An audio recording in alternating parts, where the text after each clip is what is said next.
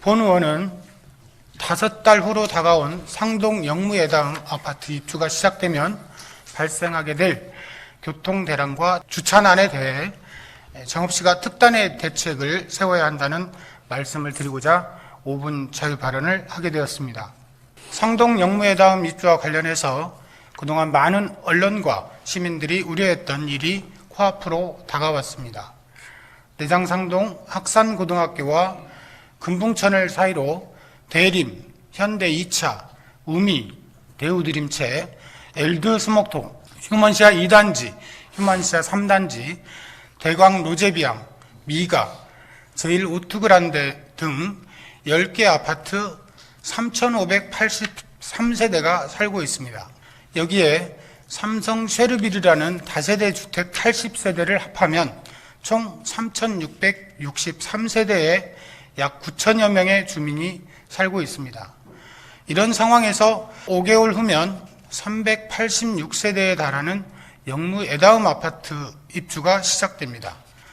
사방 700m도 안 되는 공간에 12개 아파트 4,050여 세대 약 만여 명이 살게 됩니다.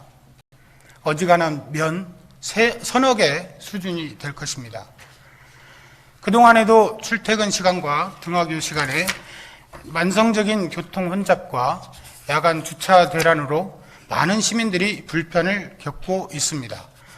이런 상황에서 400여 세대에 달하는 신규 아파트 건설을 승인해 준 것에 대해 많은 시민들은 우려와 의혹의 시선을 갖고 있었습니다. 허가를 내줄 당시 정읍시장은 과연 교통 혼잡과 주차 불편으로 겪는 시민들의 고통을 알고 있었을까? 정읍시가 부과한 조건으로 교통 혼잡과 주차난을 해결을 할 수 있다고 봤을까? 해결되기 어려운 줄 알면서도 허가를 내줄 수밖에 없었다면 그 속사정은 무엇일까? 등등 말입니다. 그동안 이 문제에 대해 언론에서도 지적이 있었습니다. 당시 언론 보도를 보면 그 당시 정읍시 관계자는 현재 공식적으로는 1차로에 불과한 주공 휴먼시아 뒷길을 2차로로 개선하고 불법 주정차를 막아 차량 통행을 유도한다면 교통난 해소에 도움이 될 것이라면서 이 밖에 제1오투그란데 주변 도로도 확장할 계획으로 부지를 매입해야 하는데 아직 매입하지 못한 것으로 알고 있다고 밝혔으며, 또 도시재생과 관계자는 이 밖에 상동 아파트 밀집 지역의 도로 확장이나 개설은 도시계획상 예정되지 않은 상태라고 말하는 등 지극히 소극적으로 대응했었습니다. 본 의원도 뒤늦게 제1오투그란데 주변 도로 개설을 조건으로 부과한 것을 인지하고 행정사무감사와 2차례 시정 질문을 통해 문제점을 지적하고 개선 방안을 제시했었습니다. 오투그란데 옆 도로를 개설해 기부 체납을 하더라도 교통 혼잡 해결에 별 도움이 되지 않고 오히려 새로운 도로 개설로 인해 건축 수요가 늘면 주차난과 교통난을 더욱 가중시킬 것이므로 해당 부지를 정읍시 주차 수급 계획에 따른 주차장으로 변경할 것을 주문했었습니다. 집행부에서 제 제안에 대해 긍정적으로 인식하고 대안을 만드는 줄 알았는데, 최근에 영무예다음 측에 제시한 조건을 바꿀 수 없다는 답변을 들었습니다. 결국 저 혼자 헛물 켜고 있었던 모양입니다. 역시 이것도 시장이 구체적으로 지시를 했었어야 하는 사안이었던가 봅니다.